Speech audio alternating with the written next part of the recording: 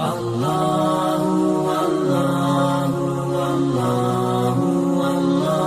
وقت امت مسلمہ پر قیامت برپا ہے۔ امت مسلمہ کو اتنے زخم دیے جا رہے ہیں کہ تمام مسلمانوں کے دل غم کی وجہ سے چھننے بن گئے ہیں۔ ابھی مسلمان بابری مسجد کی شہادت کو بھولے نہیں تھے، بابری مسجد کے انہدام کو بھولے نہیں تھے۔ اب بابری مسجد کے بعد اور بہت ساری مسجدوں پر قبضہ کیا جا رہا ہے۔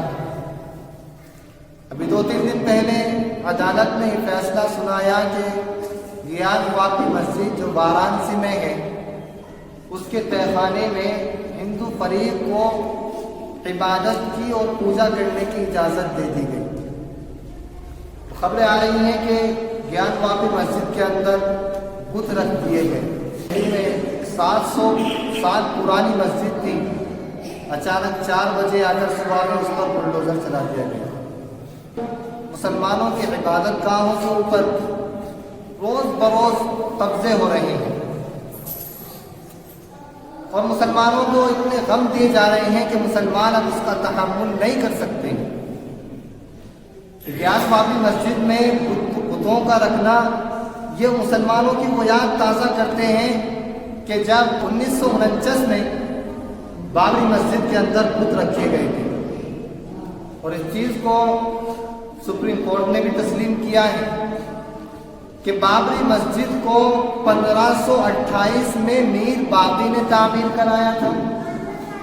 وہاں کوئی مندر نہیں تھا، کسی مندر کو نہیں توڑا گیا تھا، اور نہ کسی کی زمین پر قبضہ کر کے مسجد بنائی گئی تھی، بلکہ اس مسجد میں 1949 میں غیر قانونی طور سے بتوں کو رکھا گیا، اور پھر 6 دسمبر 1992 کو مسجد کو شہید کر دیا گیا، اور پھر 9 نومبر 2019 میں عدالت نے یہ کہا کہ میر باقی نے جو مسجد 1528 میں بنائی تھی اس میں جو مورتیاں رکھی گئی تھی وہ مورتیاں رکھنا غلط تھا۔ مسجد کو جو شہید کیا گیا تھا وہ غیر قانونی تھا، نہیں شہید کرنا چاہیے تھا۔ سب چیز مان کر پھر یہ فیصلہ سنایا گیا کہ اب یہ مسجد ہندو فریق کو دی جاتی ہے۔ یقیناً یہ مسلمانوں کے دل پر یہ خبر بجلی کی طرح گری اور کھنجر کی طرح ان کے دل میں پیوست ہو گئی۔ اب اس کے بعد پھر یہ فیصلہ آ جاتا ہے کہ گیان واپی مسجد کے تہ خانے میں بت رکھ دیے جائیں، اور وہاں ہندو فریق کو عبادت کی اجازت دے دی گئی۔ پھر دہلی کی ایک مسجد پر بلڈوزر چلا دیا گیا اور اس کو شہید کر دیا گیا۔ تو یہ کب تک ہوتا رہے گا مسلمانوں؟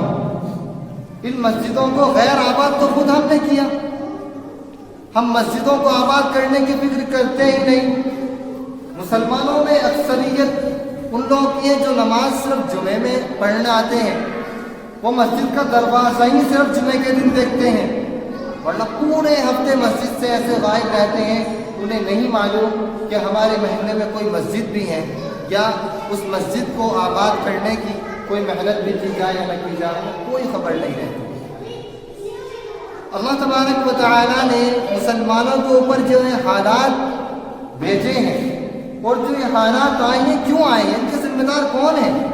قرآن کہتا ہے کہ ان کے ذمہ دار تم خود ہو، بما کسبت ایدیکم، یہ حالات تو اس وجہ سے آ رہے ہو جو تم کرتوت کر رہے ہو۔ وَيَعْفُو عَنْ كَثِيرٍ، اللہ کہہ رہے ہیں کہ بہت ساری تمہاری غلطیاں کوتاہیاں میں ویسے ہی معاف کر دیتا ہوں، ان پر کوئی گرفت ہوتی نہیں ہے، اور جو ہو رہی ہیں وہ تمہارے گناہوں کا سبب ہے۔ تم نے جو کمایا ہے وہ تم کاٹ رہے ہو، تم دیکھ رہے ہو۔ حضور اکرم صلی اللہ علیہ وسلم نے فرمایا کہ ایک زمانہ ایسا آئے گا کہ تمام لوگ مسلمانوں کے خلاف جمع ہو جائیں گے، اور مسلمانوں کے اوپر ایسے ٹوٹ پڑیں گے جیسا کہ بھوکے کھانے پر ٹوٹ پڑتے ہیں۔ صحابہ نے کہا یا رسول اللہ، کیا اس وقت مسلمان بہت تھوڑی تعداد میں ہوں گے؟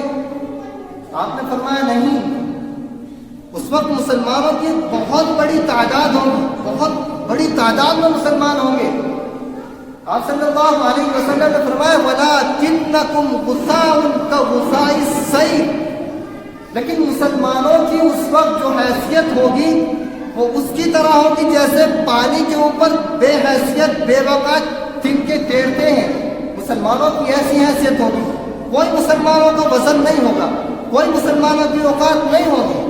حضور صلی اللہ علیہ وسلم نے فرمایا کہ دشمنوں کے دلوں سے مسلمانوں کا روم نکال دیا جائے گا اور مسلمانوں کے دلوں میں وہن ڈال دیا جائے گا. موت سے لوگ ڈرنے لگیں گے، گھبرانے لگیں گے. صحابہ نے عرض کیا یا رسول اللہ یہ کمزوری مسلمانوں میں کیوں آئے گی؟ اس کی وجہ کیا ہوگی یا رسول اللہ؟ مسلمان اتنی بڑی تعداد میں اور بے وقت ہو جائیں گے، بے حیثیت ہو جائیں گے، مسلمانوں کا کوئی وزن نہ ہوگا. یا رسول اللہ کیوں ہوگا، یہ کس لیے ہوگا؟ آپ نے فرمایا اس کی دو وجہ ہے. حب الدنیا و کراہیت الموت. سب سے پہلی وجہ کہ دنیا سے لوگوں کو محبت ہو جائے گی، دنیا کی محبت لوگوں کے دلوں میں بے بس ہو جائے گی، رچ جائے گی، بس جائے گی. اور دوسری وجہ ہے کہ لوگ موت سے گھبرانے لگیں گے، موت کو ناپسند کرنے لگیں گے، موت سے نفرت کرنے لگیں گے. آج یہی ہو رہا ہے، مسلمانوں کے دلوں میں موت سے نفرت ہے اور دنیا سے محبت ہے. یاد رکھو جس قوم کے دل میں دنیا کی محبت ہوگی اور موت سے نفرت ہوگی وہ قوم کبھی سر بلند نہیں ہو سکتی ہے، وہ قوم کبھی ترقی نہیں کر سکتی ہے. اور جس قوم کے دل میں دنیا کی نفرت ہوگی اور موت کی محبت ہوگی اس قوم کے عروج پر کبھی زوال نہیں آ سکتا ہے. وہی قوم ہمیشہ عروج حاصل کرتی ہے جس قوم کے اندر دنیا کی محبت نہیں ہوتی اور موت کی محبت ہوتی ہے. جو لوگ اللہ سے ملنے کا اشتیاق رکھتے ہیں، جن کے دلوں میں شہادت کی تمنا ہوتی ہے، اللہ سے ملنے کا شوق ہوتا ہے، ان لوگوں پر کبھی زوال نہیں آتا ہے.